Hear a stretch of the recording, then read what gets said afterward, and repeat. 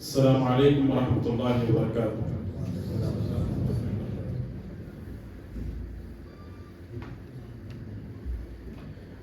الحمد للہ رب العالمین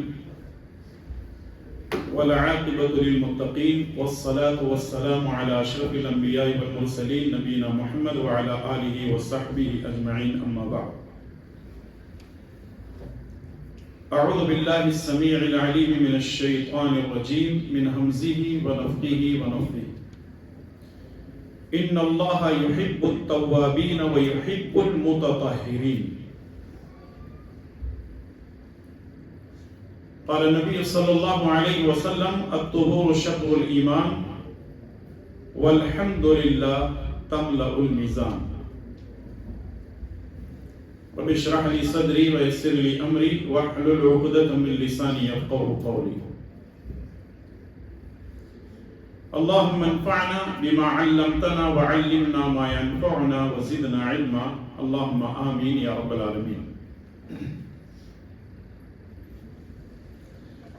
تمام قسم کی تعریفیں اللہ ہی کے لیے لائق و زیبا ہیں، جو ساری کائنات کا تن تنہا مالک ہے، اور درود و سلام ہو پیارے نبی جناب محمد رسول اللہ صلی اللہ تعالی علیہ وسلم پر، جن کو اللہ تعالی نے ساری کائنات کے لیے امام، نبی، رسول بنا کر بھیجا۔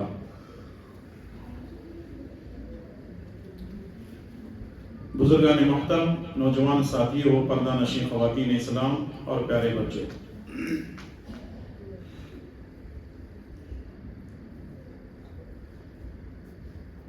میں نے آپ کے سامنے سورہ بقرہ کے آیت نمبر 222 تلاوت کی ہے،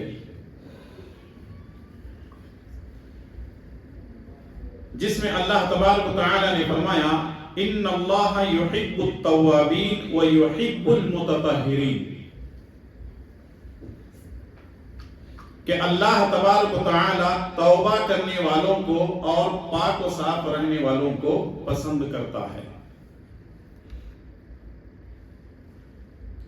اس میں دو باتیں کہی ہیں، اللہ تبارک و تعالیٰ نے دو باتیں کہی ہیں۔ پہلی بات یہ ہے کہ اللہ تعالیٰ توبہ کرنے والوں کو پسند کرتا ہے، اور دوسری بات ہے اللہ تبارک و تعالیٰ پاک و صاف رہنے والوں کو پسند کرتا ہے۔ اس کا مطلب یہ ہے کہ اللہ تبارک و تعالیٰ ان لوگوں کو پسند کرتا ہے جو اندر اور باہر دونوں سے پاک و صاف رہتے ہیں۔ توبہ کرنے والے، اس کا مطلب یہ ہے کہ ان کا دل ہر قسم کے گناہوں سے، گندے خیالات سے، گندے عقائد سے، ہر قسم کی برائی سے پاک ہے، اور پاک صاف رہنے والوں کو پسند کرتا ہے کا مطلب یہ ہے جسمانی اعتبار سے، کپڑوں کے اعتبار سے، جینے کے اعتبار سے، رہن سہن کے اعتبار سے وہ لوگ پاک و صاف رہتے ہیں اور گندگی میں زندگی نہیں گزارتے۔ اسی لیے صحیح مسلم کی روایت ہے، رسول اللہ صلی اللہ علیہ وسلم نے فرمایا الطہور شطر الایمان والحمد للہ تملأ المیزان۔ پاکی صفائی آدھا ایمان ہے، اور الحمدللہ کہنے سے میزان بھر جاتا ہے۔ جب پاکی صفائی آدھا ایمان ہے تو اس کا مطلب یہ ہے کہ ایک مسلمان کے لیے ضروری ہے کہ وہ اپنی زندگی کے ہر موڑ پر، چاہے وہ جسمانی ہو، چاہے وہ کپڑوں کے اعتبار سے ہو، چاہے وہ اپنے گھر میں ہو، رہن سہن میں ہو، جینے کے طور طریقے میں ہو، کھانے پینے میں ہو، اٹھنے بیٹھنے میں ہو، سونے جاگنے میں ہو، وہ جہاں کہیں بھی زندگی گزارتا ہے اس کے لیے ضروری ہے کہ وہ پاکی اور صفائی کا خاص خیال رکھے۔ اسلام نے، مذہب اسلام نے پاکی اور صفائی کو آدھا ایمان قرار دیا، لیکن آپ کسی مسلم محلے میں چلے جائیں، کسی مسلم محلے میں چلے جائیں وہاں کی گندگی، وہاں کی بدبو، وہاں کا رہن سہن، وہاں کا طور طریقہ دیکھ کر کے آپ پہچان لیں گے کہ یہ مسلمانوں کا علاقہ ہے. یعنی وہ قوم جس کو پاک و صاف رہنے کے لیے یہ کہا گیا کہ آدھا ایمان ہے، اور آج مسلم قوم گندگی کا ڈھیر بنی ہوئی ہے. اللہ ماشاء اللہ جن لوگوں کو معلوم ہے وہ لوگ پاکی صفائی کا اہتمام تو کرتے ہیں، لیکن اکثریت کی بات کرتے ہیں.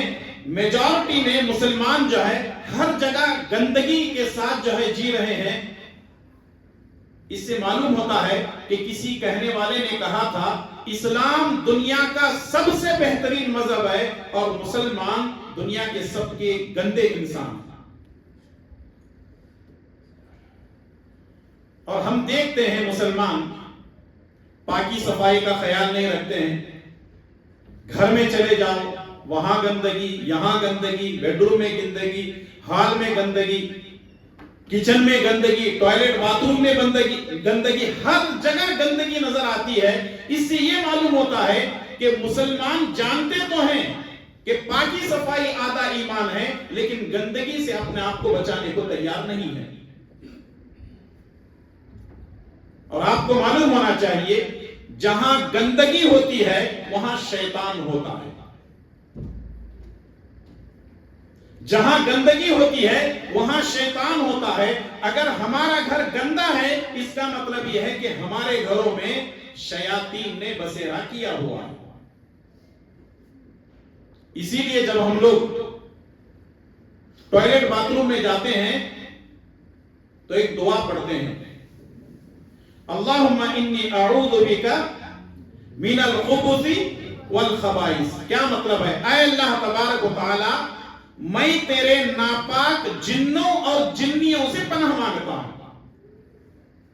اس کا مطلب یہ ہے کہ اگر کوئی بندہ دنیا کا خوبصورت ٹوائلٹ بنائے، چاہے وہ چاندی سے بنا لے چاہے وہ سونے سے بنا لے، لیکن اس کو یہ دعا پڑھ کے ہی جانا ہے، کیونکہ وہاں رہتے کون ہیں؟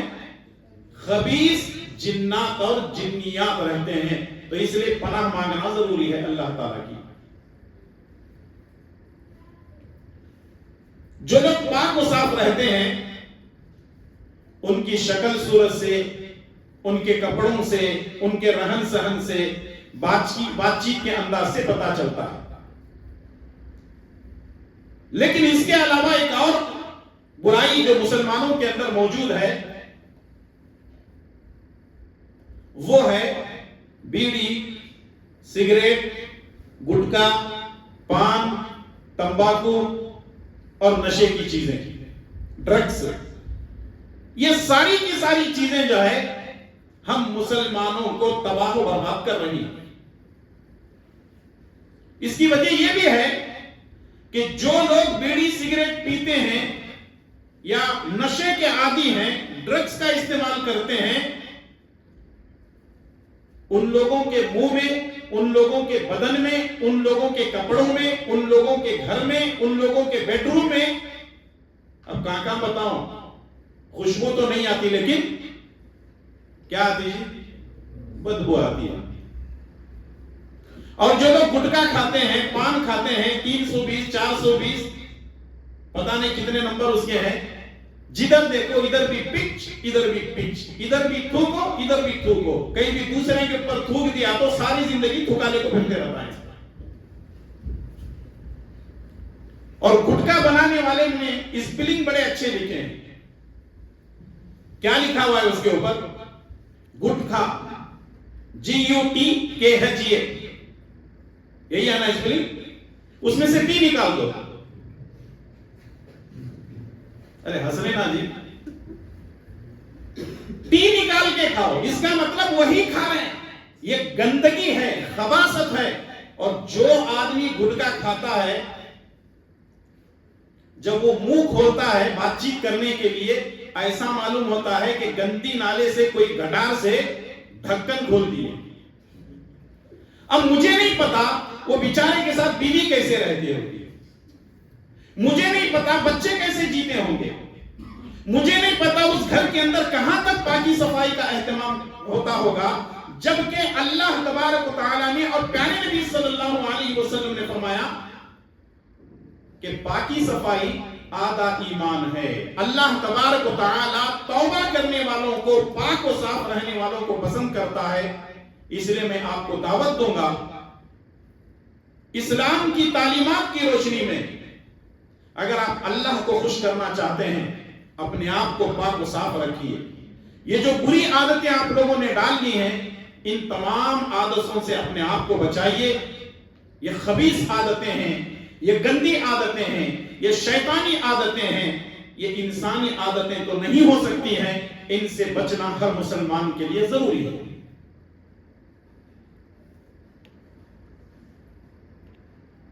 لیکن اگر پاکی اور صفائی کی بات کرتے ہیں تو پاکی دو طرح کی ہے، یا جس کو طہارت کہیں گے، طہارت دو طرح کی ہے. ایک ہے ظاہری طہارت اور دوسرے ہے باطنی طہارت. ظاہری طہارت کس کو کہتے ہیں؟ ظاہری طہارت میں اس کا اپنا جسم آتا ہے، اس کے کپڑے آتے ہیں، اور جس جگہ وہ زندگی گزارتا ہے یا عبادت کرتا ہے وہاں پاک و صاف ہونا ضروری ہے. آج ہم کوشش کریں گے طہارت کے اور غسل کے کچھ مسائل آپ کی خدمت میں پیش کریں. دعا کیجئے کہ اللہ تبارک و تعالی ہمیں ہمیشہ پاک و صاف رہنے کی توفیق نصیب فرمائے. آمین. عبادت کے لیے یا زندگی گزارنے کے لیے طہارت کی دو قسمیں ہیں. طہارت مطلب پاکی صفائی کی دو قسمیں ہیں. پہلی قسم ہے ظاہری طہارت، جس میں اس کا جسم ہے، اس کے کپڑے ہیں، اور جس جگہ وہ عبادت کرنا چاہتا ہے وہ جگہ بھی پاک و صاف رہنا ضروری ہے. دوسری چیز ہے باطنی طہارت، اندرونی طہارت، جو اندر سے ہے، جو دل اس کی جو جگہ ہے وہ دل ہے. کن چیزوں سے پاک و صاف ہونا چاہیے؟ شرک سے، کفر سے، غرور سے، تکبر سے، خود پسندی سے، کینہ کپٹ سے، حسد سے، نفاق سے. ان تمام چیزوں سے دل کو پاک و صاف کرنا ہے. اور اس کے اندر، دل کے اندر ایمان سے، توحید سے، سچائی سے، اخلاص، یقین، توکل اور سخاوت اور احسان کے ذریعے سے اس دل کو لبریز کرنا ہے. تو طہارت کی دو قسمیں ہوئی، ایک ظاہری طہارت، دوسرے باطنی طہارت. یعنی ایک ظاہری پاکی اور دوسرے اندرونی پاکی. ظاہری پاکی کپڑے سے، جسم سے، جس جگہ عبادت کی جاتی ہے اس سے. اور باطنی طہارت کے اندر ہر قسم کی برائیوں سے ہمارے دل کو پاک و صاف رکھا جائے. ظاہری طہارت دو چیزوں سے حاصل کی جاتی ہے. جو ظاہری طہارت ہے وہ دو چیزوں سے حاصل کی جاتی ہے. ایک ہے پانی اور دوسرے ہے مٹی.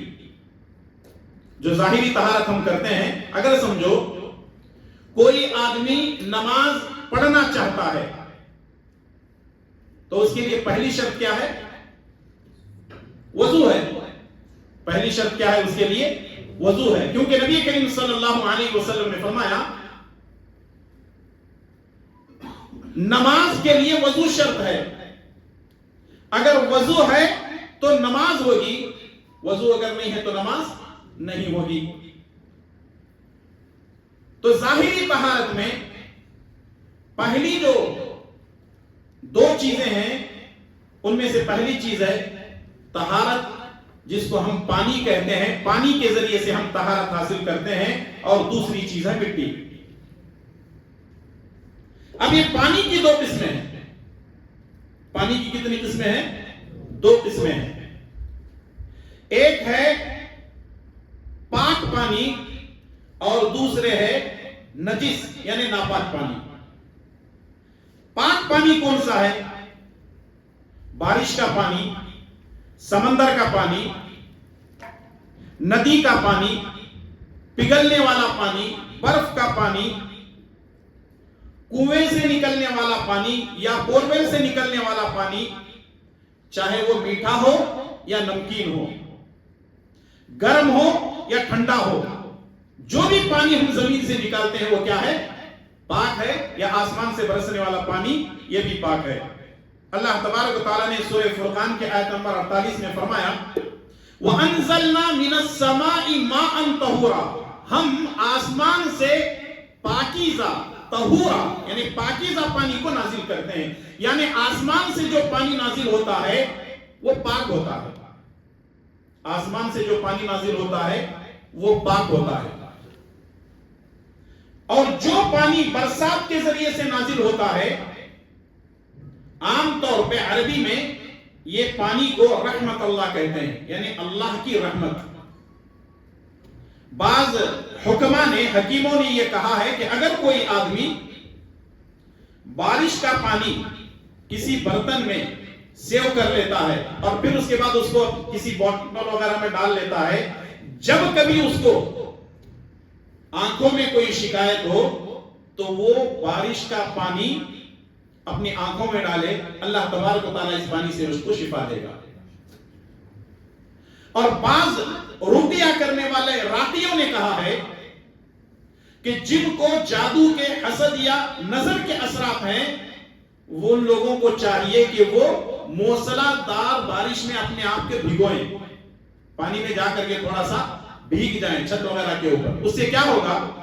پانی کے جب قطرات پڑتے ہیں تو اس کی وجہ سے جنات اور شیاطین کو تکلیف پہنچتی ہے. اور بارش چونکہ اللہ کی رحمت ہے اور اللہ تعالیٰ نے اس کے اندر شفا بھی رکھا ہے، ہو سکتا ہے کہ یہ جو پانی ہے ہمارے جسم پر گرنے کی وجہ سے اللہ تبارک و تعالیٰ ہم کو بیماری سے شفا دے دے.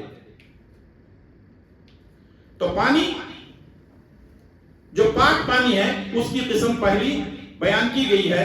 اور دوسرے ہیں نجس یعنی ناپاک پانی. ناپاک پانی کون سا ہے؟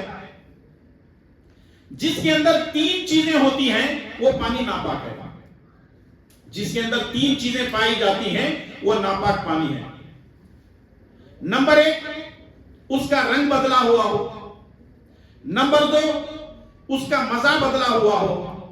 اور نمبر 3 نجاست کی وجہ سے وہ پانی ہی گندا ہو گیا ہو. تو ایسی حالت میں ایسا پانی استعمال نہیں کر سکتے.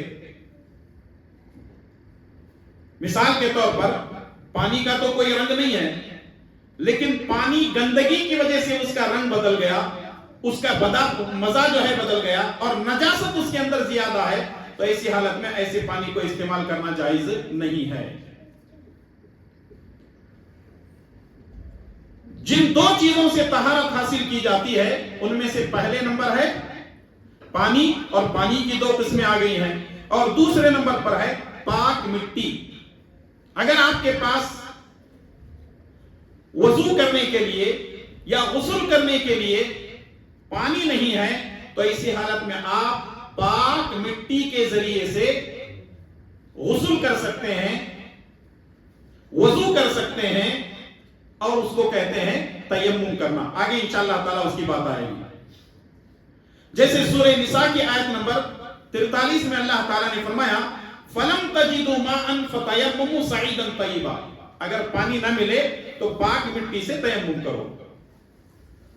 اب اس میں کون سی چیزیں آ جاتی ہیں؟ پہلی چیز ہے مٹی، دوسری چیز ہے ریت، تیسری چیز ہے پتھر، اور چوتھی چیز ہے گرد و غبار. یہ ساری کی ساری چیزیں یہ جو ہے پاک مٹی میں داخل ہیں. تو ایسی حالت میں اگر کوئی پانی نہ مل رہا ہے، کسی آدمی کو پانی نہیں مل رہا ہے، تو ایسی حالت میں وہ پاک مٹی سے غسل بھی کر سکتے ہیں، وضو بھی کر سکتے ہیں. یا کبھی کبھی ایسا ہوتا ہے کہ ایک آدمی بیمار ہے، ڈاکٹر نے کہا کہ پانی سے نہ نہانا ہے اور نہ پانی کو استعمال کرنا ہے، صرف پانی پینے کے لیے استعمال کرو، اپنے ہاتھ چہرے وغیرہ کو دھونے کے لیے پانی استعمال نہ کرو. تو ایسی حالت میں اگر کوئی آدمی نماز پڑھنا چاہتا ہے تو وہ تیمم کرے گا. اور تیمم کے بارے میں پیارے نبی جناب محمد رسول اللہ صلی اللہ علیہ وسلم نے بتایا ہے. قرآن کی آیت بھی اور نبی صلی اللہ علیہ وسلم نے بتایا کہ تیمم کیسے کیا جاتا ہے. تو یہ ساری چیزیں جو آپ کے سامنے آ رہی ہیں 2 کر کے آ رہی ہیں. پہلی چیز تو یہ ہے کہ طہارت دو طرح کی ہے، ایک ظاہری ہے اور دوسرے باطنی ہے، اس کی تفصیل آ چکی ہے۔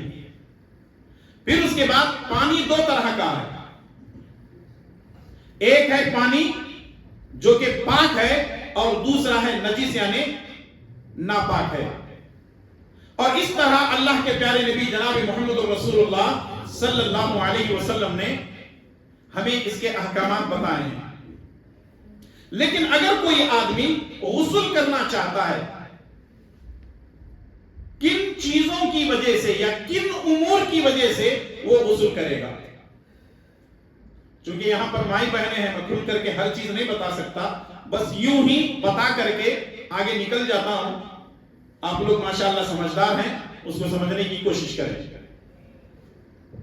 غسل کو واجب کرنے والے امور، یعنی جو باتیں ابھی پیش کی جا رہی ہیں، ان چیزوں کی وجہ سے یا ان امور کی وجہ سے غسل واجب ہوتا ہے۔ نمبر ایک، ہم بستری کے بعد۔ نمبر دو، احتلام کی وجہ سے، چاہے وہ احتلام مرد کو ہو یا عورت کو ہو، غسل کرنا ضروری ہے، جس کو انگریزی میں کہتے ہیں نائٹ فال۔ تیسرے نمبر پر ہے حیض یعنی ماہواری کی وجہ سے، اور چوتھے نمبر پر ہے نفاس یعنی بچے کی پیدائش کے بعد جو عورت کو ناپاک ہوتی ہے، پاک ہونے کے بعد عورت کو چاہیے کہ وہ غسل کرے۔ یہاں تھوڑی سی وضاحت میں ضروری سمجھتا ہوں، اور یہ کنفیوز مردوں کو بھی رہتا ہے عورتوں کو بھی رہتا ہے۔ کیسے کنفیوز ہوتے ہیں؟ عام طور پہ ہمارے یہاں یہ بات مشہور ہے کہ اگر عورت کی ڈیلیوری ہو جاتی ہے تو وہ 40 دن تک ناپاک رہتی ہے، 40 دن ہونے کے بعد وہ غسل کر لے گی، پھر اس کے بعد وہ نماز بھی پڑھے گی، اپنے شوہر کے لیے بھی حلال ہو جائے گی۔ لیکن کسی بھی حدیث میں 40 دن کی مدت نہیں ہے، کسی بھی حدیث میں 40 دن کی مدت نہیں ہے، بلکہ کبھی کبھی عورت 25 سے 30 دن میں بھی پاک ہو سکتی ہے، 30 سے 35 دن میں بھی پاک ہو سکتی ہے، 35 سے 40 دن میں بھی وہ پاک ہو سکتی ہے۔ کوئی ضروری نہیں ہے کہ 40 دن تک عورت اپنی پاکی کا انتظار کرے، پھر اس کے بعد غسل کر کے نماز پڑھے، اپنے شوہر کے لیے حلال ہو جائے، بلکہ جب وہ محسوس کرے کہ اب میں پاک ہو گئی ہوں، چاہے وہ 30 32 دن 35 دن ہو جائیں، تو ایسی حالت میں وہ غسل کر لے، اور غسل کرنے کے بعد وہ نماز روزے کی پابندی کرے، نماز پڑھے، عبادت کرے، ذکر و اذکار کرے، قرآن کی تلاوت ہو سکتی ہے، یہ سارے امور اس عورت کے لیے جائز ہیں۔ ایک اور چیز ہمارے معاشرے میں مشہور ہے، شاید آپ لوگ جانتے بھی ہوں گے یا نہیں جانتے، مجھے نہیں پتا، لیکن خواتین اس بات کو جانتی ہیں، وہ یہ ہے کہ جب عورت کو ڈیلیوری کے بعد 40 دن جو پانی ڈالا جاتا ہے، اس پانی کے بارے میں یہ مشہور ہے کہ وہ پانی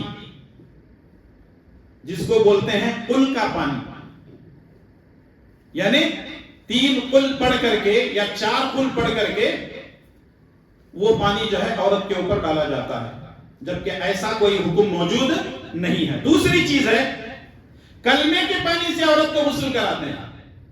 اب وہ کون سے کلمے پڑھتے ہیں، کتنے کلمے پڑھتے ہیں، کہاں سے انہوں نے کلمے لائے ہیں، آج تک ہمیں نہیں پتا، کیونکہ صرف غسل کا حکم ہے، غسل کا جو طریقہ آگے آ رہا ہے وہی غسل ہے، نہ قل ہے، نہ کلمے ہیں، نہ کوئی دعائیں ہیں۔ بل عورت اگر پاک و صاف ہو جاتی ہے نفاس سے، یعنی ڈیلیوری کے بعد، تو ایسی حالت میں عورت جو ہے وہ غسل کرنے کے بعد عبادت شروع کر دے گی۔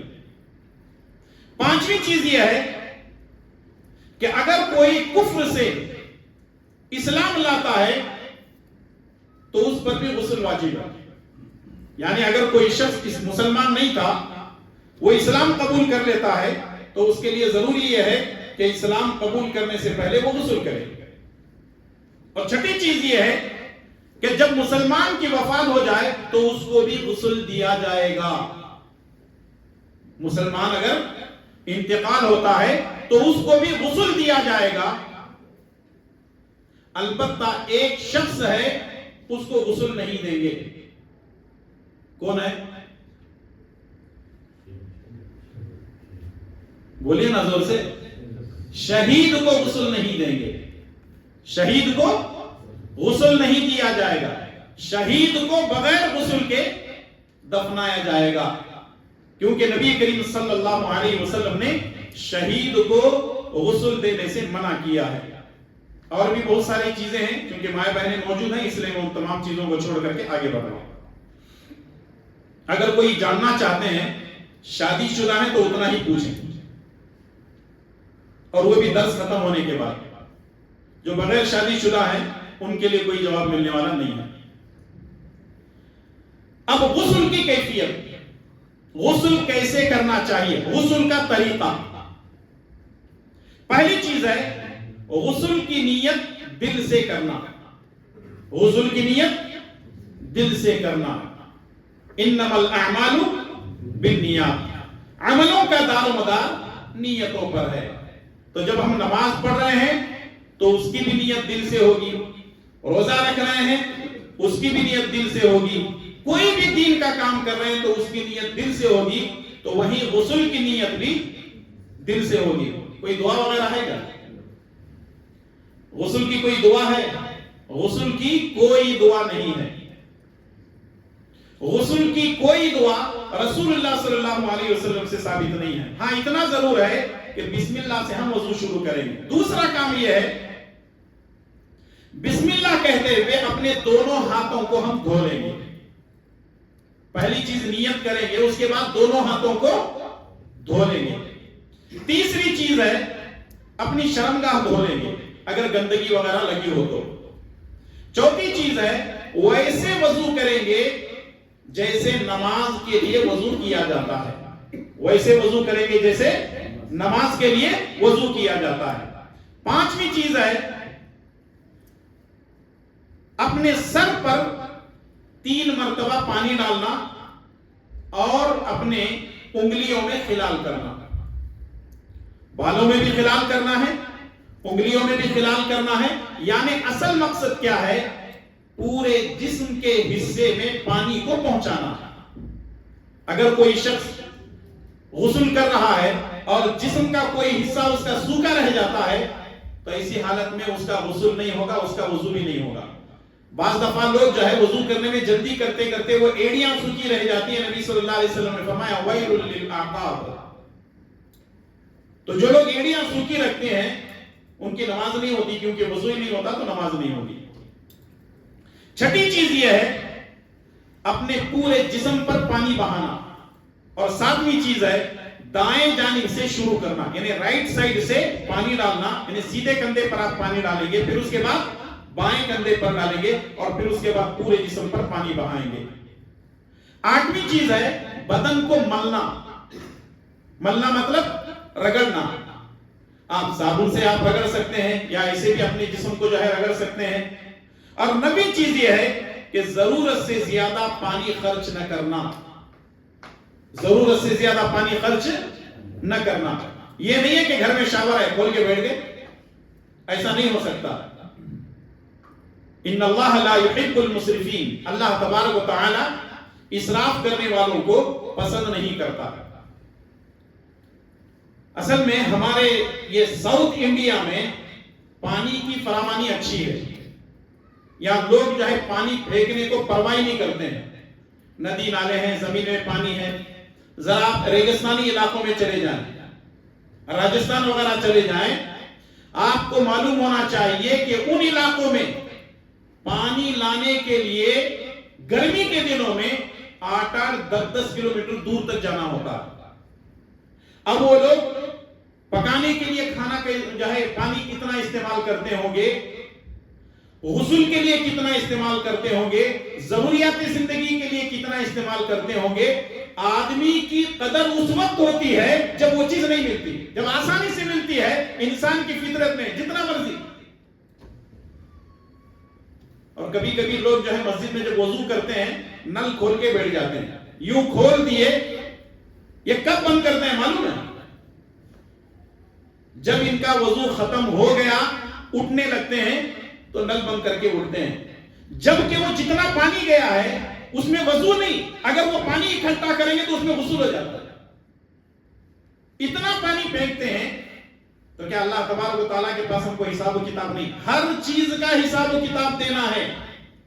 ان المبذرین کانوا اخوان الشیاطین، فضول خرچی کرنے والے شیطان کے بھائی، اور شیطان وسوسے ڈالتا ہے۔ جب وضو کے لیے بیٹھتے ہیں نا، سب سے زیادہ شیطان یہاں سے ہمارے وسوسے شروع کرتا ہے۔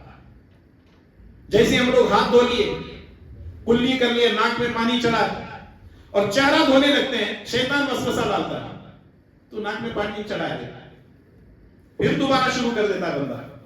اور دوسری بات یہ ہے کہ ہم لوگ خاص کر کے جب وضو کے لیے، غسل کے لیے بیٹھتے ہیں تو پوری طرح حاضر دماغی کے ساتھ نہیں بیٹھتے ہیں، بلکہ کوئی دکان میں بیٹھا ہوا ہے، کوئی مکان میں بیٹھا ہوا ہے، کوئی کہاں کس کے ساتھ بات چیت کر رہا ہوں یا وضو کر رہا ہے، پتہ نہیں، اس کو کچھ خبر ہی نہیں۔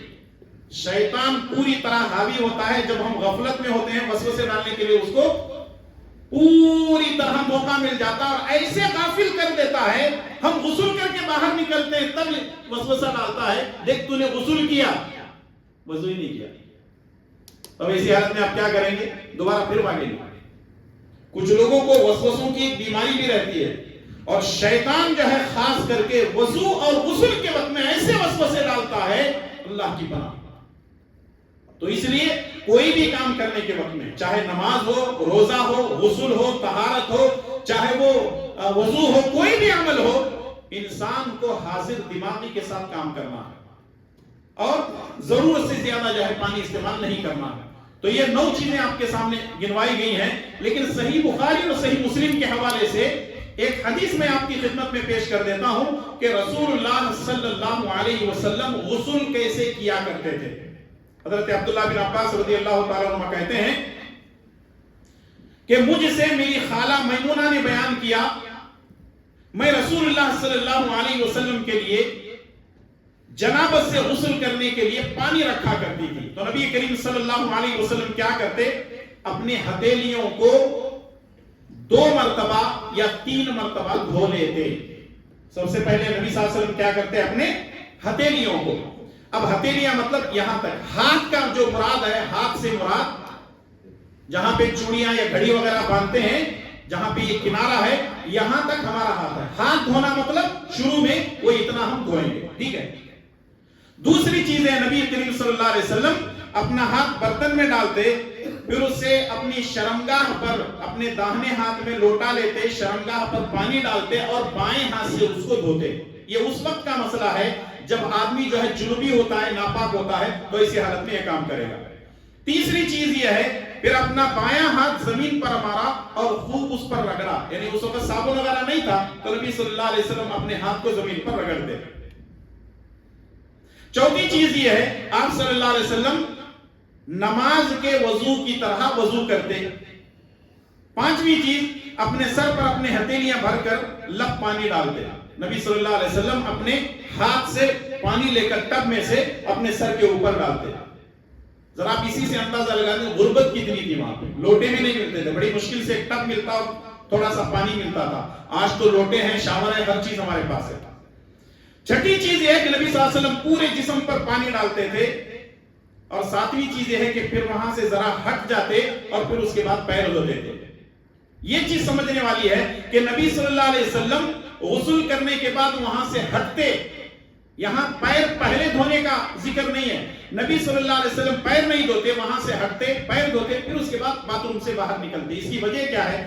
پہلے کے جو باتھ روم ہوتے تھے وہ مٹی کے بنے ہوئے ہوتے تھے، اس کے اوپر پتھر رکھ لیے، غسل کرنا شروع کر دیے، لیکن نبی صلی اللہ علیہ وسلم پیر اس لیے نہیں دھوتے تھے کہ اگر جو ہے پیر پہلے ہی دھو لیں گے تو مٹی اس کے اوپر لگی رہتی۔ نبی صلی اللہ علیہ وسلم پورا غسل کر لیتے، وہاں سے ہٹتے، پیر دھو لیتے، پھر اس کے بعد باتھ روم سے باہر نکلتے تھے۔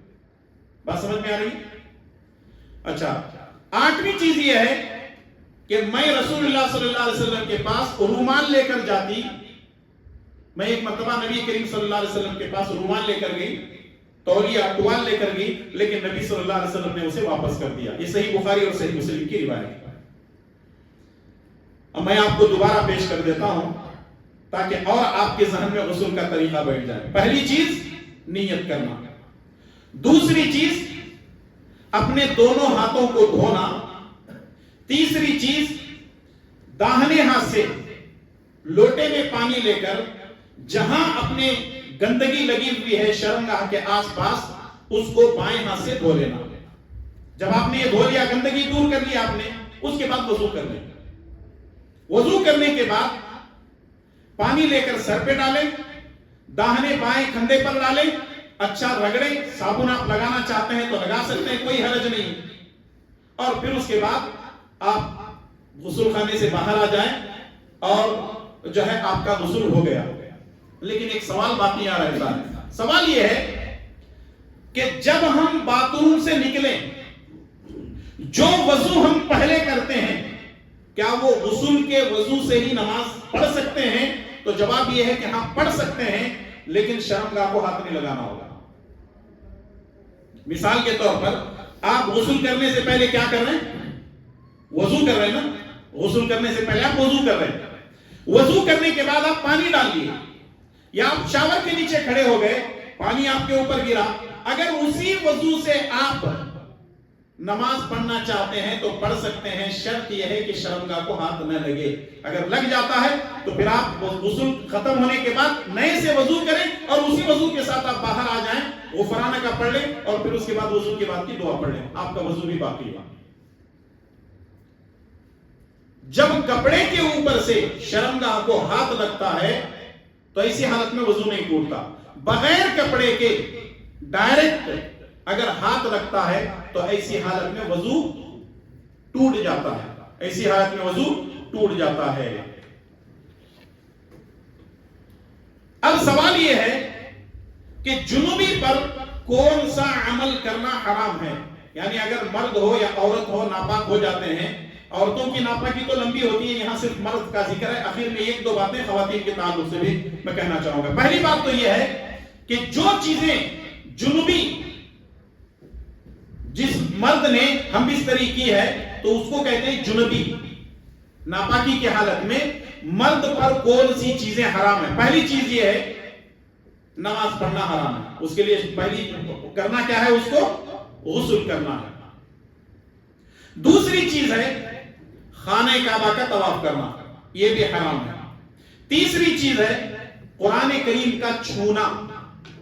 قرآن کریم کو چھو نہیں سکتے, پکڑ نہیں سکتے, لیکن اگر کوئی ایک آدھ آیت اگر پڑھنا چاہتے ہیں تو پڑھ سکتے ہیں, کیونکہ عورت کے جو غسل کا وقت ہے وہ تھوڑا ہوتا ہے. تو اس لیے اسی حالت میں جو ہے اگر قرآن کی آیت وغیرہ پڑھنا چاہے یا دعا وغیرہ پڑھنا چاہے, جیسے ٹوائلٹ باتھ روم میں بھی جانا ہے تو وہ دعا پڑھنا ہے نا, تو اس لیے جو ہے یہ دعائیں وغیرہ استعمال کر سکتے ہیں. اس میں کوئی حرج نہیں ہے. پانچویں چیز ہے, چوتھی چیز, مسجد میں بیٹھنے کی اجازت نہیں ہے. مرد کو ناپاکی کی حالت میں مسجد میں بیٹھنے کی اجازت نہیں ہے. ہاں اگر مسجد کے بازو میں سے ہی یا مسجد کے اندر سے راستہ ہے, اگر وہ گزرنا چاہتا ہے تو گزر سکتا ہے. اگر وہ گزرنا چاہتا ہے مسجد میں سے تو گزر سکتا ہے, کوئی حرج نہیں ہے. خواتین کے تعلق سے ناپاکی کی حالت میں خواتین, جیسے حیض و نفاس کا مسئلہ ہے ان کا, چاہے وہ ماہواری کا مسئلہ ہو چاہے وہ ڈیلیوری کا مسئلہ ہو, ان حالات میں اگر کوئی خاتون حافظ قرآن ہے, وہ بغیر دیکھے کہ قرآن کو ہاتھ چھوئے بغیر اگر قرآن پڑھنا چاہتی ہے تو پڑھ سکتی ہے, ذکر و اذکار کرنا چاہتی ہے تو کر سکتی ہے, اگر دعائیں کرنا چاہتی ہے تو وہ کر سکتی ہے. اس میں کوئی حرج نہیں ہے, اہل علم نے اس کی اجازت دی ہے. لیکن مسجد میں داخل نہیں ہو سکتی. کسی بھی حالت میں ناپاکی کی حالت میں خواتین جو ہے مسجد میں نہیں آ سکتی ہیں. رسول اللہ صلی اللہ علیہ وسلم نے منع کیا ہے. اب ہے غسل کی سنتیں. غسل میں سنت والا عمل کون سا ہے جو نبی کریم صلی اللہ علیہ وسلم سے ثابت ہے؟ پہلی چیز ہے غسل سے پہلے وضو کرنا. دوسری چیز ہے گندگی کو دور کرنا. تیسری چیز ہے سر پر 3 مرتبہ پانی ڈالنا. اور چوتھی چیز ہے بقیہ جسم پر 3 مرتبہ پانی ڈالنا. اور پانچویں چیز ہے دائیں جانب سے شروع کرنا. اور چھٹی چیز ہے کلی کرنا, ناک میں پانی ڈالنا, کانوں کے باطنی حصوں کو دھونا، یہ جو ہے رسول اللہ صلی اللہ علیہ وسلم نے غسل میں سنتوں کو بیان کیا جو اہل علم نے ہمارے سامنے پیش کیا ہے۔ اگر آپ اس کو تفصیلاً جاننا چاہتے ہیں تو اہل علم نے کتابیں لکھی ہیں، میں نے تو مختصراً آپ کے سامنے کہیں تفصیلاً کہیں مختصراً پیش کیا ہے، آپ کتابوں کی طرف رجوع کر سکتے ہیں۔ اب آئیے وضو کے احکام و مسائل، وضو کے احکام اور مسائل۔ صحیح مسلم کی روایت ہے، رسول اللہ صلی اللہ علیہ وسلم نے فرمایا لا يقبل اللہ صلاۃ الا بطہور، اللہ تبارک و تعالی کوئی بھی نماز پاکی یعنی وضو کے بغیر قبول نہیں کرتا۔ نماز بغیر وضو کے نہیں ہوتی۔ اور مجھے یہ بات کہنے دیجئے، ہمارے معاشرے میں آج بھی 50% سے زیادہ مسلمان ایسے ہیں جن کو غسل کا طریقہ معلوم نہیں، جن کو وضو کا طریقہ معلوم نہیں۔ غسل فرض ہوتا ہے، کن وجوہات کی بنا پر غسل فرض ہوتا ہے وہ معلوم نہیں ہے، وضو کیسے کرنا ہے معلوم نہیں ہے، وضو کن چیزوں سے ٹوٹتا ہے معلوم نہیں ہے، کچھ بھی معلوم نہیں۔ پورے 0 میٹر گاڑی آئیں گے، جمعہ کو آئیں گے یا عید کے دن آئیں گے، الٹا سیدھا ہاتھ پیر دھو لیں گے اور اللہ اکبر، دعا تو ایک بھی نہیں آتی، ہونٹوں کو پٹ پٹ ماریں گے، نماز ختم کر کے نکل جائیں گے۔ نہ غسل کا طریقہ سیکھنا چاہتے ہیں، نہ وضو کا طریقہ سیکھنا چاہتے ہیں، نہ نماز کا طریقہ سیکھنا چاہتے ہیں، اور جب بات کرتے ہیں دین کی تو کہتے ہیں کہ ہمارے باپ دادا کا طریقہ کافی ہے۔ یہ لوگ جاہل ہیں یا جاہل اپنے آپ کو بنانا چاہ رہے ہیں، سمجھ میں نہیں آ رہا۔ اللہ تبارک و تعالی ان لوگوں کو نیک ہدایت عطا فرمائے، آمین۔ تو وضو کے احکام و مسائل میں سے پہلی چیز یہ ہے کہ وضو نماز کے لیے شرط ہے، اور وضو نہیں ہے تو نماز بھی نہیں ہوتی۔ وضو کے شرائط میں سے پہلی شرط، مسلمان ہونا ضروری ہے، کافر کا وضو صحیح نہیں ہوگا۔ ایک آدمی اللہ اور اس کا رسول پر ایمان ہی نہیں ہے، اس کا وضو کرے گا تو کوئی فائدہ ہوگا اس کا کوئی فائدہ نہیں۔ دوسری چیز یہ ہے کہ عاقل ہو، پاگل نہ ہو۔ عاقل مطلب عقل والا ہو، پاگل مطلب مینٹلی وہ خود ڈسٹرب ہے۔ اب آپ اس کو وضو کرنے کے لیے بٹھائیں گے، ہاتھ دھونے کے بجائے منہ دھوئے گا، منہ دھونے کے بجائے پیر دھولے گا، مسا کریں گے تو الٹا سیدھا کر کے نکل جائے گا۔ اور تیسری چیز یہ ہے کہ بالغ ہو، چھوٹا بچہ اگر تمیز نہ کر پائے تو اس کے لیے جو ہے کوئی مذائقہ نہیں ہے۔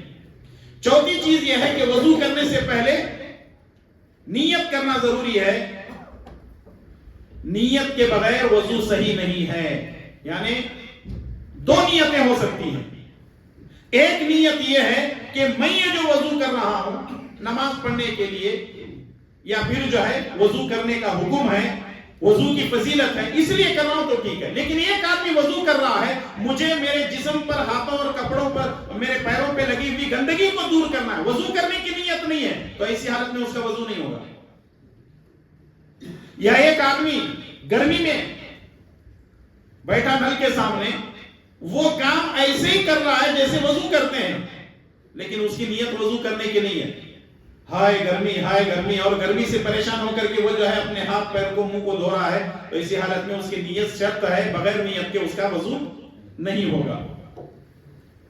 5ویں چیز یہ ہے کہ وضو مکمل ہونے تک نیت کو باقی رکھنا ضروری ہے۔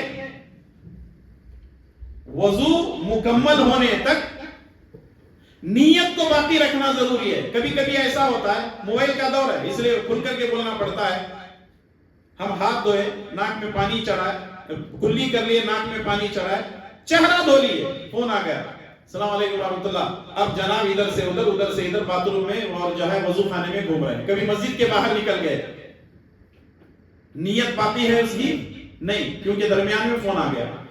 اچھا، آدھا وضو کرنے سے وضو ہو جاتا، بعد میں بچا سے وضو کر لیں گے؟ نہیں، ایسا بھی نہیں ہوتا، مکمل شروع سے لے کر آخر تک اس کو وضو کرنا ہے۔ اگر اس نے پہلے ہاتھ دھویا، کلی کی، ناک میں پانی چڑھایا اور چہرہ دھو لیا، اب جا کر کے 2-4-5 منٹ جب وہ وضو کرے گا، جب وہ بات چیت کر کے آئے گا تو اس کے اعضاء کچے رہیں گے، گیلے رہیں گے یا سوکھ جائیں گے؟ سوکھ جائیں گے. تو ایسی حالت میں اس کا آدھا سارا وضو نہیں ہوتا. نیت کو بھی باقی رکھنا ہے اور وہ وضو شروع سے لے کے آخر تک لگاتار کرنا ہے. چھٹی چیز یہ ہے کہ وضو کو واجب کرنے والی چیزوں کا دوران وضو پیش نہ آنا. وضو کو واجب کرنے والی چیزیں یعنی وضو کو توڑنے والی چیزیں اگر دوران جو وضو پیش آتی ہیں تو وضو مکمل نہیں ہوگا. کیسے؟ مثال کے طور پر ہوا خارج کرنے سے وضو ٹوٹتا ہے کہ باقی رہتا ہے؟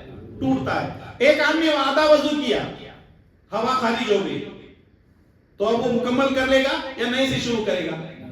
کیونکہ اب ہوا خارج ہو چکی ہے. تو ایسے کیا کرے گا؟ پہلے سے ہی وضو کرے گا. ساتویں چیز یہ ہے کہ پانی کا پاک اور مباح ہونا ضروری ہے کیونکہ ناپاک پانی سے وضو نہیں ہوتا. آٹھویں چیز یہ ہے کھال چمڑے تک جو چیز پانی پہنچنے کے لیے مانع ہو اسے زائل کرنا ضروری ہے. جیسے ہے نیل پالش وغیرہ ہے، مٹی ہے، پینٹ وغیرہ ہے، اگر کوئی چیز لگی ہوئی ہے تو پہلے اس کو زائل کریں گے پھر اس کے بعد وضو کریں گے. کیا مطلب؟ سمجھو آپ جو ہے نماز کے لیے مسجد میں داخل ہوئے، آپ کے ہاتھ میں پینٹ لگا ہوا ہے، پینٹ آپ کے ہاتھ پر لگا ہوا ہے. اگر آپ وضو کرتے ہیں تو جس حصے پر پینٹ لگا ہوا ہے اس کے نیچے والا حصہ گیلا نہیں ہوا بلکہ وہ سوکھا ہے. تو ایسی حالت میں کیا کریں گے؟ پہلے اس کو زائل کریں گے. مٹی لگی ہوئی ہے، پہلے اس کو زائل کریں گے.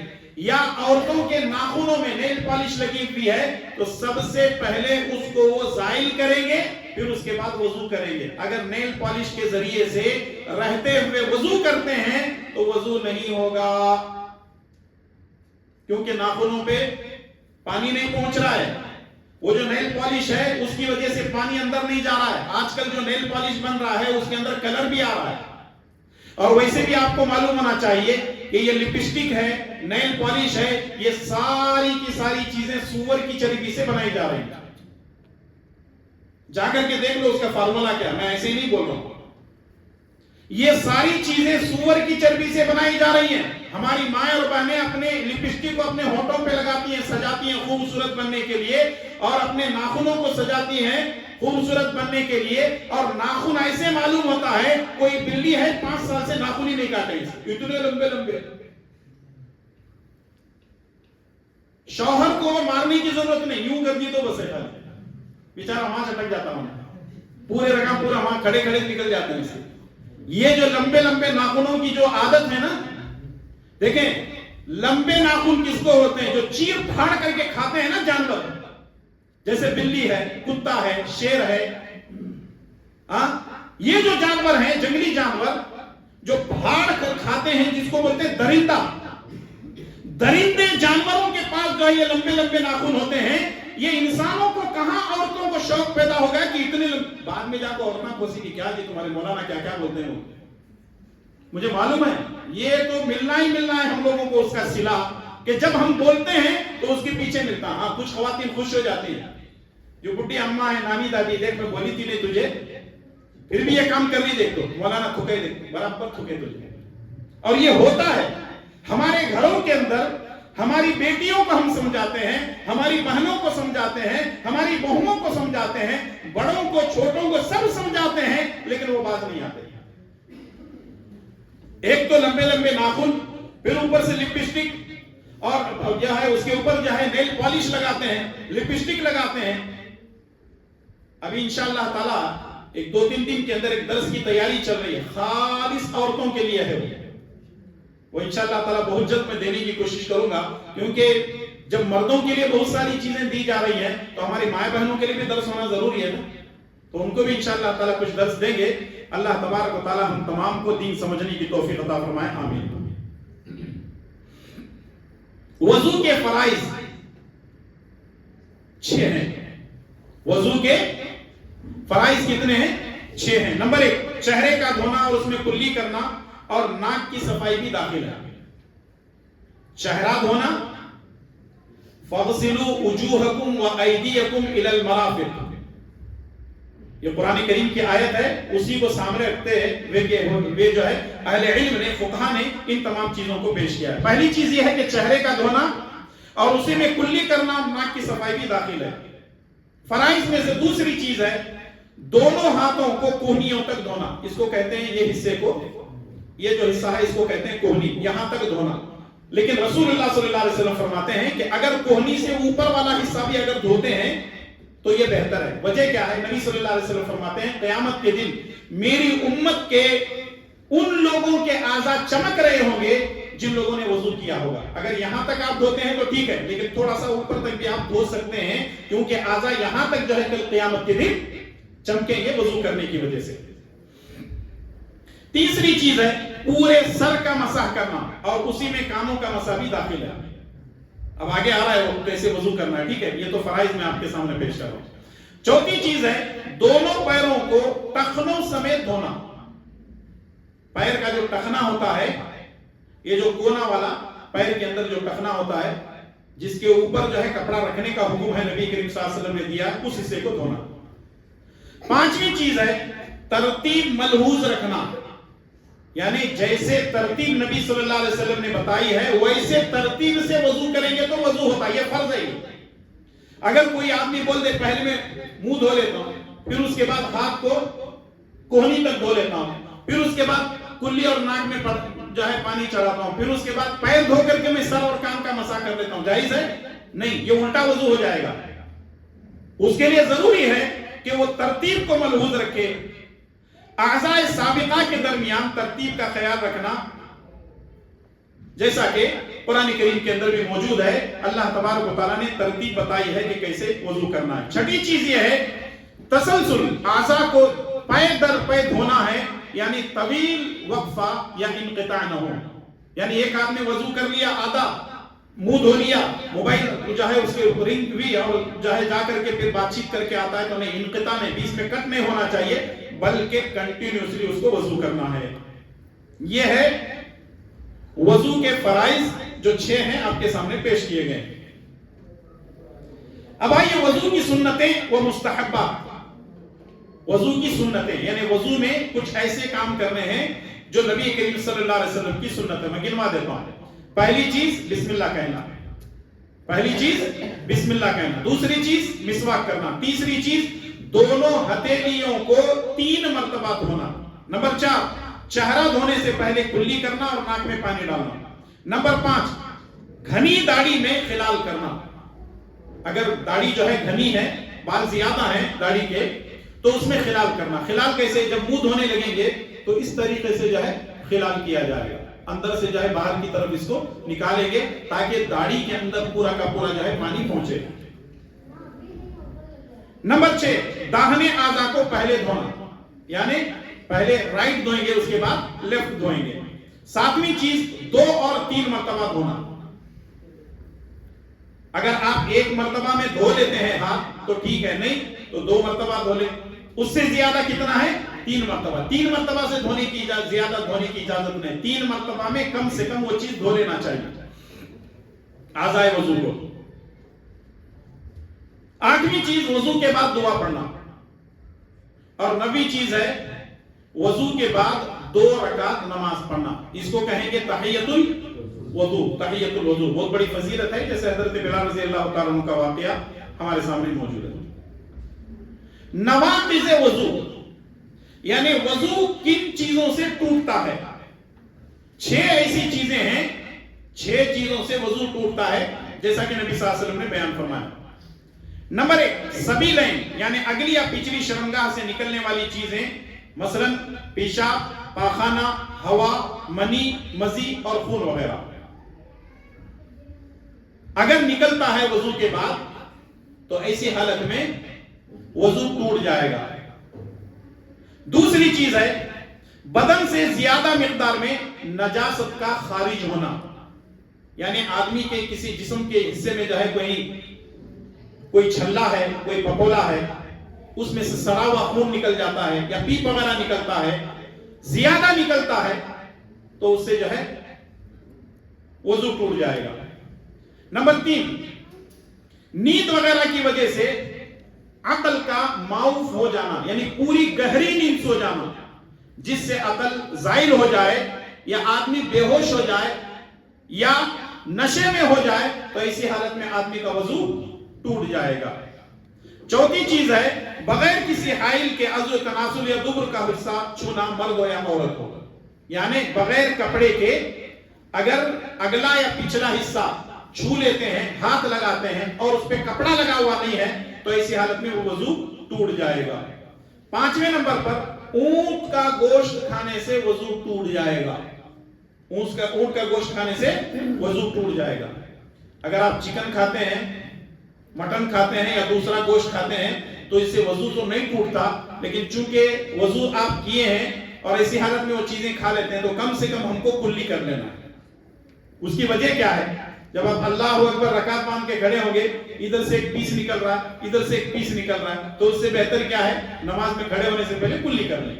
اگر آپ سمجھتے ہیں کہ منہ جو ہے ویسے بھی چکنا ہو جاتا ہے تو اس لیے جو ہے کلی کر لیں۔ اور چھٹی چیز یہ ہے مرتد ہونا۔ اللہ تعالیٰ ہماری حفاظت فرمائے۔ مرتد ہونا مطلب ایک آدمی مسلمان تھا، مرتد ہو گیا، میں اللہ کو نہیں مانتا، رسول کو نہیں مانتا، اسلام سے پھر گیا، تو اس کا وضو بھی باقی نہیں رہے گا، کیونکہ وہ پہلے وضو سے تھا تو مسلمان تھا، جب مرتد ہو گیا تو اس کا وضو بھی ختم ہو جائے گا۔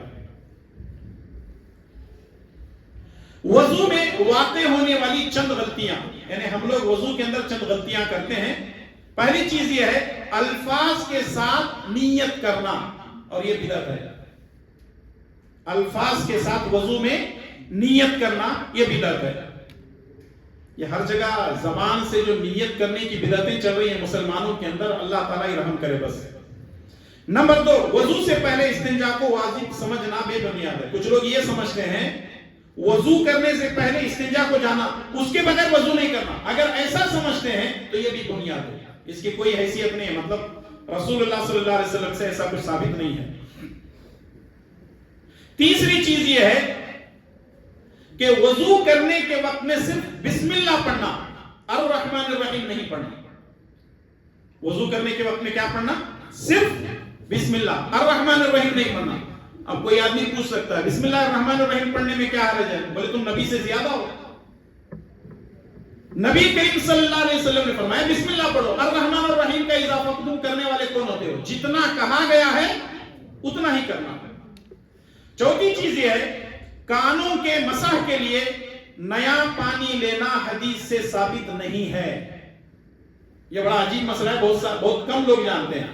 ابھی آپ مسح کرنا چاہتے ہیں، مسح میں سر اور کان آ جاتے ہیں، کیسا کریں گے؟ ایک ہی پانی سے سر اور کان کا مسح کریں گے، سر کے لیے الگ پانی اور کان کے مسح کے لیے الگ پانی، ایسا کچھ نہیں ہے۔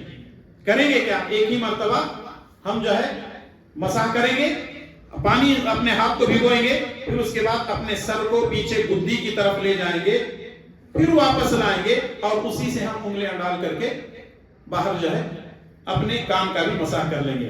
الگ پانی لینا دونوں کے لیے، یعنی سر کے مسح کے لیے الگ پانی لینا اور کانوں کے مسح کے لیے الگ پانی لینا، یہ حدیث سے ثابت نہیں ہے۔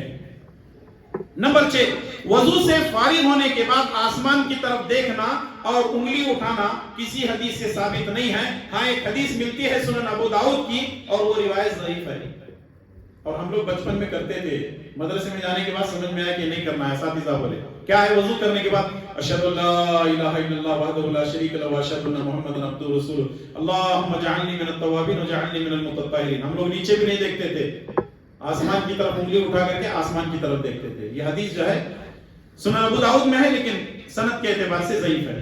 7ویں چیز ہے وضو کے دوران آزاد ہوتے یا مسح کرتے وقت نبی کریم صلی اللہ علیہ وسلم سے کوئی دعا نہیں۔ ہاتھ دھونے کی ایک دعا، کلی کرنے کی ایک دعا، ناک میں پانی چڑھانے کی ایک دعا، چہرہ دھونے کی دعا، ہاتھ کوہنیوں تک دھونے کی دعا، پھر پیر دھونے، کوئی دعا ثابت نہیں ہے۔ بسم اللہ سے شروع کرو، وضو ختم ہونے کے بعد وضو کے بعد کی دعا پڑھو، ختم۔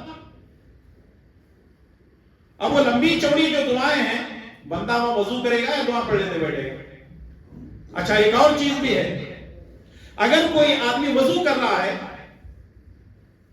تو لوگ کہتے ہیں کہ اس کو سلام نہیں کرنا چاہیے، لوگ ایسے کہتے ہیں نا۔ اور اگر کوئی سلام کرے تو جواب بھی نہیں دینا چاہیے. ٹھیک ہے بھائی.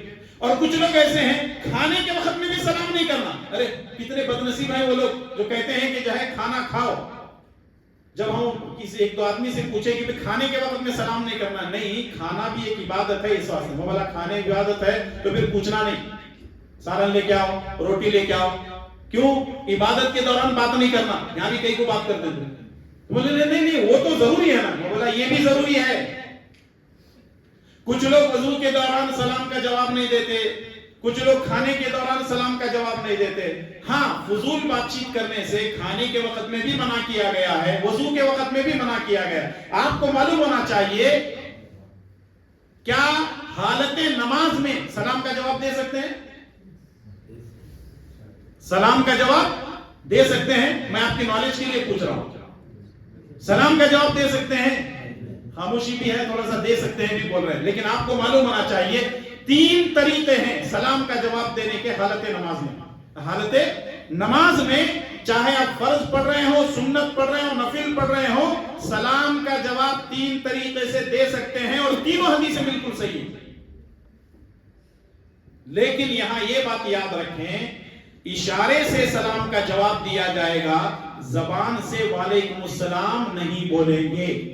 شرط ہے, یہ کنڈیشن ہے. سلام کا جواب حالت نماز میں دے سکتے ہیں اشارے کے ذریعے سے, لیکن منہ سے جواب نہیں دیں گے. 3 طریقے کون سے ہیں؟ آپ رکعت باندھ کر کے کھڑے ہیں, یا آپ رکوع میں ہیں, یا جو ہے آپ قاعدے میں ہیں, کہیں بھی ہیں. جب مسجد میں کوئی داخل ہو جائے اور زور سے کہے السلام علیکم ورحمۃ اللہ, تو آپ پہلا جواب دیں گے کیسے؟ یہ اشارہ پہلا, یہ انگلی کو ایسے اٹھائیں گے اور رکھ دیں گے, یہ آپ جواب دے دیے, لیکن زبان سے نہیں بولیں گے. دوسرا اشارہ, یہ انگلی اپنے ہاتھ کو یہ اٹھائیں گے, ہتھیلی کو یہ اٹھائیں گے اور پھر اس کے بعد یہ رکھیں گے. تیسرا طریقہ یہ ہے, آپ رکعت باندھے میں کسی نے سلام کیا, اپنی گردن کو داہنی جانب رائٹ سائڈ میں تھوڑا سا جھکا لیں گے اور پھر واپس آ جائیں گے. سلام کیا کسی نے, گردن جھکا, واپس آ جاؤ, رائٹ سائڈ میں جھکانا. تو یہ سلام کے 3 طریقے ہیں. اب آپ اندازہ لگاؤ, جو لوگ کھانے میں جو ہے منع کرتے ہیں کہ جو ہے کھانے میں سلام نہیں کر سکتے, کھانے والے کو وضو کرنے کے وقت میں سلام نہیں کر سکتے, یہاں نماز میں جواب دینے کا حکم ہے. کیسی جہالت ہے مسلمانوں کے اندر. اور یہ بھی کہتے ہیں, یہ بھی بالکل صحیح ہے, ایک جگہ ایسا ہے کہ آپ وہاں سلام کا جواب نہیں دیں گے. کہاں؟ ٹوائلٹ باتھ روم میں. ٹوائلٹ میں, باتھ روم میں سلام کا جواب نہیں دیں گے. اللہ کے نبی صلی اللہ علیہ وسلم نے منع کیا. تو بتانے کا مقصد یہ ہے کہ جتنی دعائیں اعضاء دھونے کے وقت میں پڑھتے ہیں, ہاتھ دھونے کی دعا, کلی کرنے کی دعا, ناک میں پانی چڑھانے کی دعا, چہرہ دھونے کی, ہاتھ دھونے, یہ الگ الگ جو دعائیں لکھ کر کے لگاتے ہیں, اس کا کوئی ثبوت نبی کریم صلی اللہ علیہ وسلم سے نہیں ہے. بلکہ سعودی عرب کے فتاوی اللجنۃ الدائمہ کمیٹی والوں نے کہا کہ ہر عضو کو, ایک ایک پارٹ کو دھونے کے وقت میں جو دعا پڑھی جاتی ہے وہ بدعت ہے. بدعت اس لیے ہے کیونکہ وہ سنت سے ثابت نہیں ہے. 8ویں چیز ہے, ضرورت سے زیادہ پانی استعمال کرنا منع ہے. یہ جو ہے وضو کے بارے میں آپ کے سامنے وہ چیزیں آ گئی ہیں, لیکن یہ ہے کہ وضو کا طریقہ بھی آپ کو معلوم ہو گیا. وضو میں سب سے پہلے نیت کریں گے, سب سے پہلے نیت کریں گے, اپنے دونوں ہاتھوں کو دھوئیں گے 3 مرتبہ. داہنے ہاتھ سے شروع کریں گے, اس کے بعد دوسرا جو ہے بایاں ہاتھ دھوئیں گے, اس کے بعد کلی کریں گے, ناک میں پانی چڑھائیں گے. خاص کر کے روزے کی حالت میں کلی کرنے کے وقت میں, ناک میں پانی چڑھانے کے وقت میں احتیاط کرنا چاہیے. وہ کچھ لوگوں کو عادت ہے, کیا ہے, حلق میں پانی لے کے جاتے ہیں, جا کر کے غر غر غر غر غر, اب وہ پتہ نہیں یہ انجن ان کا خراب ہے کیا, ایسے کرتے ہیں, سمجھ میں نہیں آتا. بھئی وہ غر غر کے بغیر بھی پانی وہاں تک حلق تک پہنچ جاتا ہے, پھر اس کو الگ سے. اور کبھی کبھی ایسا ہوتا ہے کہ اگر ہم جو ہے وہ غرغرہ کرنے لگیں گے اور پانی حلق کے نیچے بھی جا سکتا ہے. اور ناک میں جب پانی چڑھا رہے ہیں تو اس میں بھی احتیاط کرنا ہے, کیونکہ ناک کے ذریعے سے بھی ہمارے معدے تک پانی پہنچ سکتا ہے.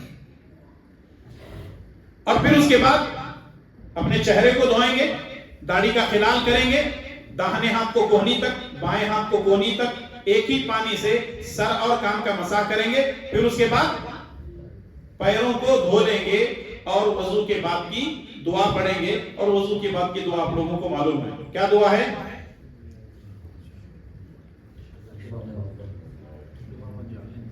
آپ لوگ سب کھانا کھا کے آئے تھے نا آج ماشاءاللہ؟ ارے ہے جی، ابھی درس ختم ہوتی چائے کا انتظام ہے ماشاءاللہ. اشہد ان لا الہ الا اللہ وحدہ لا شریک لہ واشہد ان محمدا عبدہ ورسولہ اللہم اجعلنی من التوابین وجعلنی من المتطہرین. یاد سب کو ہے، تھوڑا شرما رہے ہیں آپ، خیر کوئی بات نہیں. شرم اچھی چیز ہے، اتنا بھی بے شرم آدمی کو نہیں ہونا چاہیے. لیکن چونکہ استاد شاگرد کا معاملہ ہے، آپ اتنی شرم کریں گے اور آپ جواب نہیں دیں گے، ہم لوگ سمجھے شاید آپ کو دعا یاد ہی نہیں. اللہ تعالیٰ ہم کو نیک توفیق عطا فرمائے، آمین. تو یہ جو ہے وضو کے تعلق سے آپ کے سامنے باتیں آئی ہیں. اس کا مطلب یہ ہے کہ آج درس میں 3 باتیں پیش کی گئی. پہلی چیز ہے طہارت، دوسری چیز ہے غسل اور اس کا طریقہ، تیسری چیز ہے وضو اور اس کا طریقہ. اس میں فرض کون سے ہیں، سنت کون سے ہیں، مستحبات کون سے ہیں، کن چیزوں سے وضو ٹوٹتا ہے، کن چیزوں سے غسل ٹوٹتا ہے، یہ ساری چیزیں آ چکی ہیں. اور بھی بہت سارے مسائل رہتے ہیں. تیمم کا مسئلہ ہے، اور مسافر کب کتنی نمازیں پڑھے گا، اور پھر اس کے بعد جو ہے ساکس پر مسح کرنے کا مسئلہ ہے. تو یہ سارے مسئلے اللہ نے توفیق دی تو پھر کبھی بیان کریں گے. اللہ تبارک و تعالیٰ مجھے اور آپ تمام کو، ہر مسلمان کو پیارے نبی صلی اللہ علیہ وسلم کی سنت کے مطابق عمل کرنے کی توفیق عطا فرمائے. اے اللہ ہمارے گناہوں کو معاف فرما، ہماری عبادتوں کو قبول فرما. اے اللہ تبارک و تعالیٰ ہمارے اس جاگنے کو قبول فرما، اس کا بہتر بدلہ دنیا اور آخرت میں عطا فرما. ہماری ٹوٹی پھوٹی عبادتوں کو قبول فرما. اے اللہ ظالموں کے ظلم سے، شریروں کی شرارت سے، حاسدوں کے حسد سے، منافقوں کی منافقت سے ہم سب کی حفاظت فرما. اے اللہ ہمارے مساجد و مدارس کی حفاظت فرما. اے اللہ فلسطین کے مسلمانوں پر رحم فرما. اے اللہ فلسطین کے مسلمانوں پر رحم فرما. اے اللہ فلسطین کے مسلمانوں پر رحم فرما. اے اللہ یہود و نصارہ کے لیے تو کافی ہو جا. اے اللہ وہاں کے مسلمانوں کی حفاظت فرما. مائی بہنوں کی عزت و آبرو کی حفاظت فرما. ہمارے بچوں کی حفاظت فرما. اے اللہ تبارک و تعالیٰ جو بھی ظالم ہیں، اے اللہ تعالیٰ تو ان کے لیے کافی ہو جا. اللہم انا نجعلک فی نحورہم ونعوذ بک من شرورہم. اللہم آمین یا رب العالمین. ربنا تقبل منا انك انت السميع العليم واخر دعوانا ان الحمد لله رب العالمين والسلام عليكم ورحمة الله وبركاته.